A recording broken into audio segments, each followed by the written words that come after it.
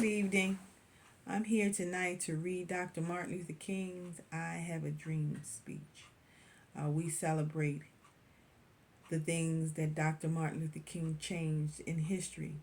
We celebrate the people that walked alongside of him. We celebrate the changes that have been made because of him. We celebrate those that continues to keep his dream alive. So today I'm going to read his speech. I am reading from 50 Speeches That Made the Modern World. Dr. Martin Luther King's I Have a Dream. I am happy to join with you today in what will go down in history as the greatest demonstration for freedom in the history of our nation. 50 years ago, a great American, in whose symbolic shadow we stand today, signed the Emancipation Proclamation. This momentous decree came as a great beacon light of hope to millions of Negro slaves who had been seared in the flames of withering injustice.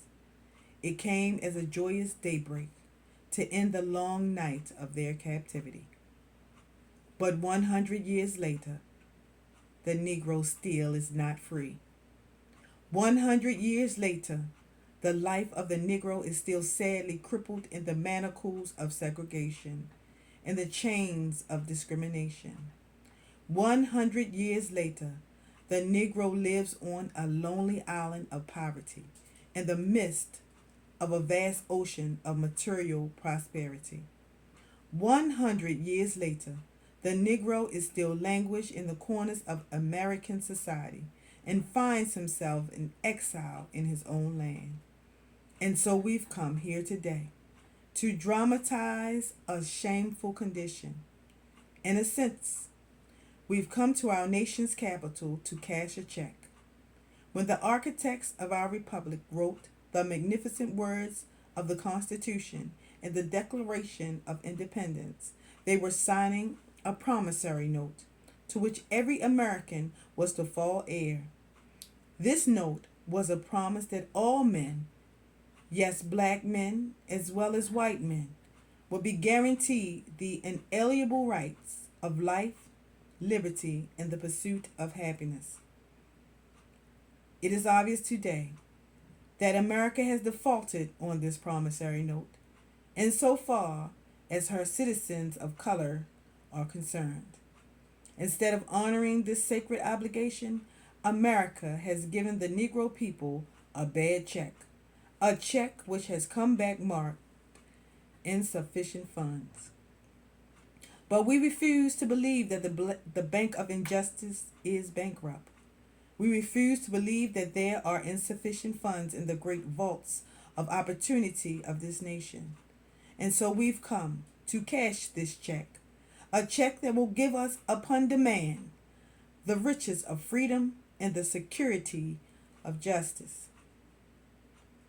We have also come to this hallowed spot to remind America of their fierce urgency of now. This is no time to engage in the luxury of cooling off or to take the tranquilizing drug of gradualism. Now is the time to make real the promises of democracy. Now is the time to rise from the dark and desolate valley of segregation to the sunlit path of racial justice. Now is the time to lift our nation from the quicksands of racial injustice to the solid rock of brotherhood. Now is the time to make justice a reality for all God's children. It would be fatal for the nation to overlook the urgency of this moment. This sweltering summer of the Negro's legitimate discontent will not pass until there is an invigorating autumn of freedom and equality. 1963 is not an end, but a beginning. Those who hoped that the Negro needed to blow off steam and will now be content will have a rude awakening if the nation returns to business as usual. There will be neither rest nor tranquility in America until the Negro is granted the citizenship rights. The whirlwinds of revolt will continue to shake the foundations of our nation until the bright day of justice emerges. But that is something that I must say to my people, who stand on the warm threshold which leads into the palace of justice, in the process of gaining our rightful place. We must not be guilty of wrongful deeds. Let us not seek to satisfy our thirst for freedom by drinking from the cup of bitterness and hatred. We must forever conduct our struggle on the highest plane of dignity and discipline. We must not allow our creative protests to degenerate into physical violence. Again and again, we must rise in the majestic heights of meeting physical force with soul force. The marvelous new militancy which has engulfed the Negro community must not lead us to a distrust of all white people. For many of our white brothers, as evidenced by their presence here today, have come to realize that their destiny is tied up with our destiny. And they have come to realize that their freedom is inextricably bound to our freedom. We cannot walk alone. And as we walk, we must make the pledge that we shall always march ahead. We cannot turn back. There are those who are asking the devotees of civil rights, when will you be satisfied? We can never be satisfied as long as the Negro is the victim of unspeakable horrors of police brutality. We can never be satisfied as long as our bodies, heavy with the fatigue of travel, cannot gain lodging in the motels of the highways and the hotels of the cities. We cannot be satisfied as long as the Negro in Mississippi cannot vote and a Negro in New York believes he has nothing for which to vote. No, we cannot be satisfied. We are not satisfied and will not be satisfied until justice rolls down like waters and righteousness like a mighty stream. I am not unmindful that some of you have come here out of great trials and tribulation. Some of you have come from narrow jail cells. Some of you have come from areas where your quest for freedom left you battered by the storms of persecution and staggered by the winds of police brutality. You have been the veterans of creative suffering. Continue to work with the faith that unearned suffering is redemptive. Go back to Mississippi. Go back to Alabama.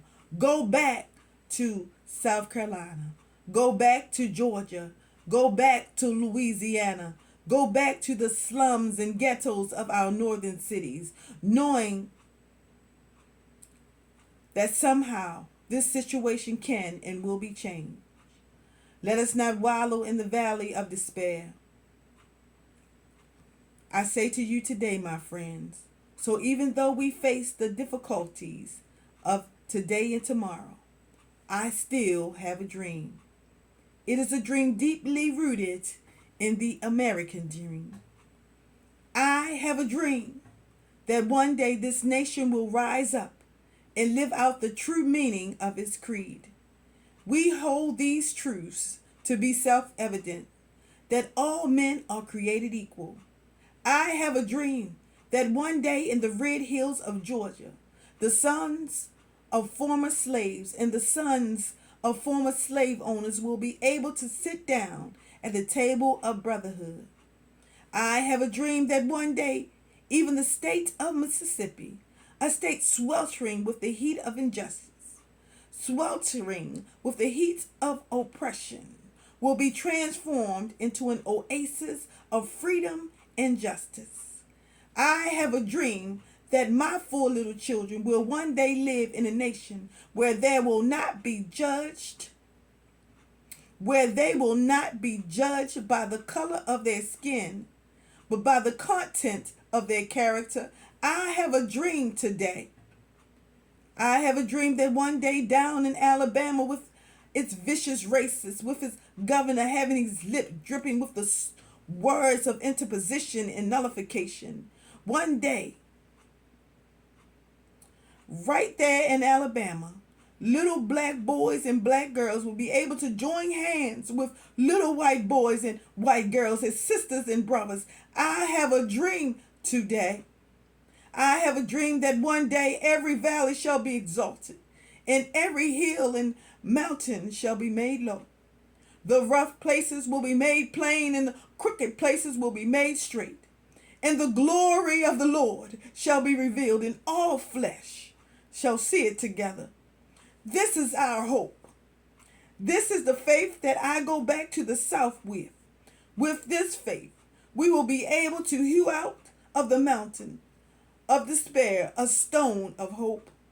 With this faith, we will be able to transform the jaggling discords of our nation into a beautiful symphony of brotherhood. With this faith, we will be able to work together, to pray together, to struggle together, to go to jail together, to stand up for freedom together, knowing that we will be free one day. This will be the day. This will be the day when all of God's children will be able to sing with one meaning. My country, 'tis of thee, sweet land of liberty, of thee I sing. Land where my fathers died, land of the pilgrim's pride. From every mountainside, let freedom ring. And if America is to be a great nation, this must become true. And so let freedom ring from the prodigious hilltops of New Hampshire. Let freedom ring from the mighty mountains of New York. Let freedom ring from the heightening Alleghenies of Pennsylvania. Let freedom ring from the snow-capped Rockies of Colorado. Let freedom ring from the curvaceous slopes of California. But not only that, let freedom ring from Stone Mountain of Georgia. Let freedom ring from Lookout Mountain of Tennessee. Let freedom ring from every hill and molehill, from every mountainside. Let freedom ring.